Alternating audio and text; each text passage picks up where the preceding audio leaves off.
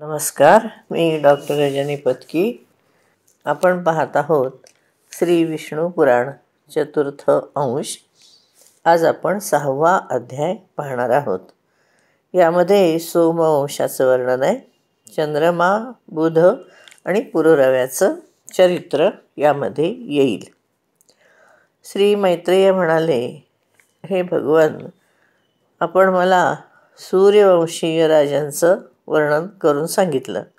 आता मी संपूर्ण चंद्रवंशीय जे राजे होऊन गेले त्यांचा वृत्तांत ऐकण्याची इच्छा करतो.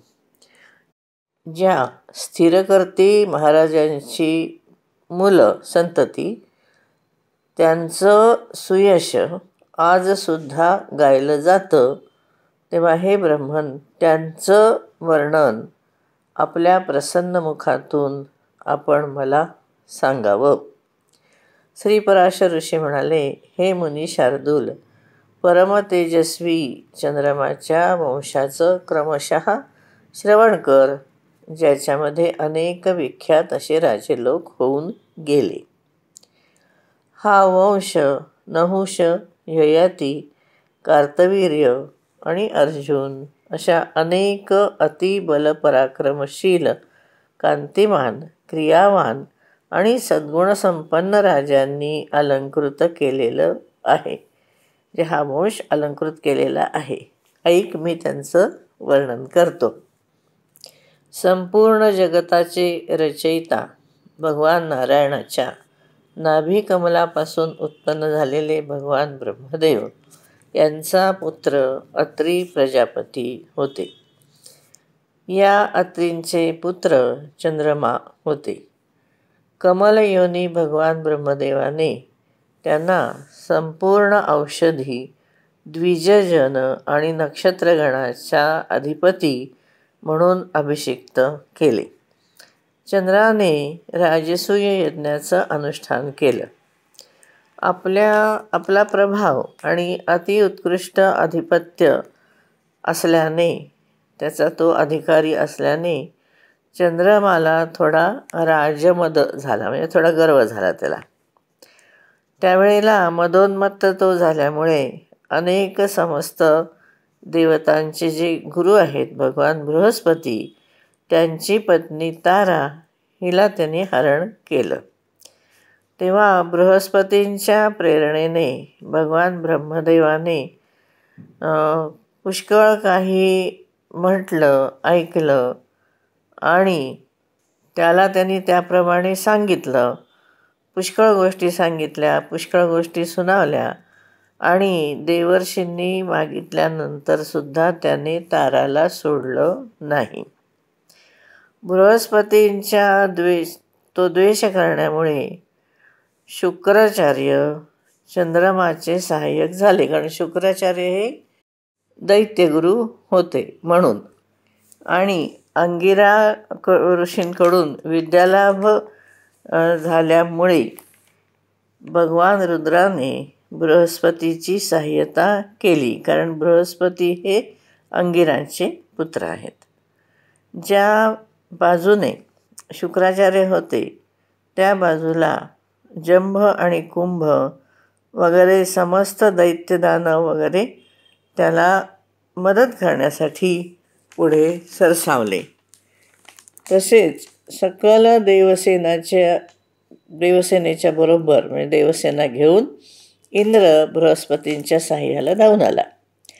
अशा प्रकारे तारासाठी त्यांच्यामध्ये तारकामय नावाचं अत्यंत घोर युद्ध झालं.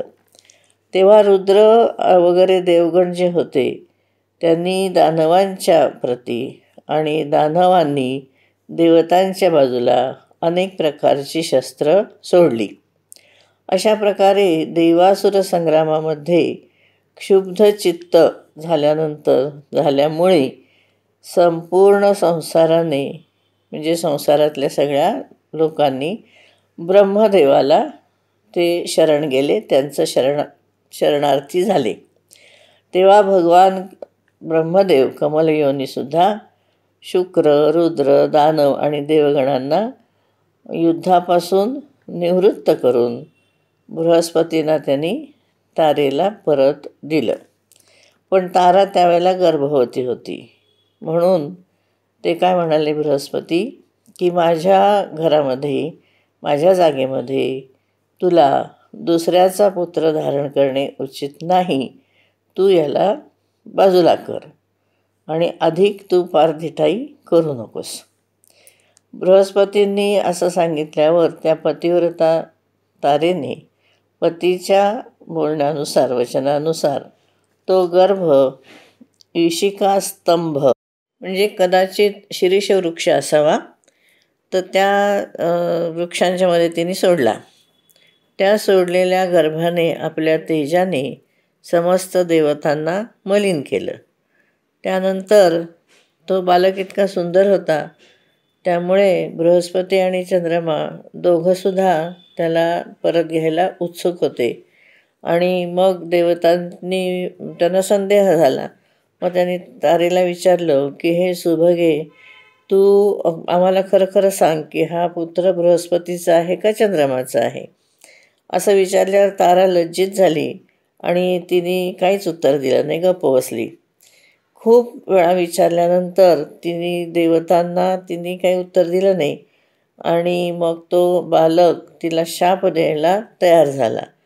तो म्हणाला, अरे दुष्ट आई, तू माझ्या वडिलांचं नाव का सांगत नाहीस? व्यर्थ लज्जावती का झालीस तू? की मी तुला असं करीन आता की तू आजपासून अशा प्रकारे अगदी हळूहळू बोलणंसुद्धा विसरून जाशील.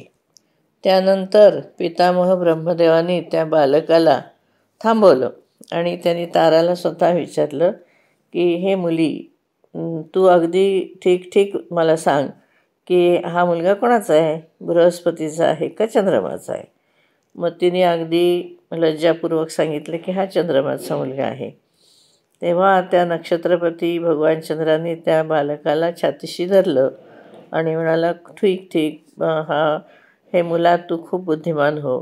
आणि अशा प्रकारे त्याचं नाव बुध असं ठेवलं. त्यावेळेला त्याचं निर्मल गाल जे होते, त्यांनी ते गाल त्याचे उच्छ्वसित आणि दैदिप्यमान अशा त्याच्या श्वासामुळे असे चमकायला लागले होते. बुधाने इलापासून आपला पुत्र पुरुरव्याला जन्म दिला. त्याचं वर्णन आपण आधी पाहिलेलं आहे. पुरुरवा अतिदानशील, अतियाज्ञिक आणि अति तेजस्वी होता. मित्रावरुणाच्या शापामुळे मला मर्त्यलोकामध्ये राहायला लागलं असा विचार करून उर्वशी अप्सराची, त्या अप्सरेची दृष्टी त्या अतिसत्यवादी, रूपवान म्हणजे रूपांचा धनी असल्यासारखा आणि मतिमान राजा पुरुरवावर पडली. म्हणजे उर्वशीने त्याला पाहिलं. त्याला पाहिल्याबरोबर संपूर्ण मान आणि स्वर्गसुखाची इच्छासुद्धा सोडून ती तन्मय भावाने त्याच्याजवळ आली, म्हणजे त्याच्यावर अनुरक्त झाली. राजा पुरुरव्याचे चित्तसुद्धा तिला पाहिलं त्याने आणि तिच्याकडे आकर्षित झाला, कारण ती या जगातल्या संपूर्ण स्त्रियांपेक्षा वेगळी, अतिशय कांतिमान, सुकुमार, सुंदर, गतिविलास आणि तिचं हसणं खूप सुंदर होतं. अशा गुणांनी युक्त तिला पाहिलं आणि तिच्यावरती तो वशीभूत झाला. अशा प्रकारे ते दोघंही परस्परावर अनुरक्त झाले. तन्मय आणि अनन्यचित्त होऊन ते बाकीचे सगळ्या आपल्या कार्याला विसरून गेले. इथे आपण थांबू. धन्यवाद. आपण 38व्या श्लोकापर्यंत आलो आहोत.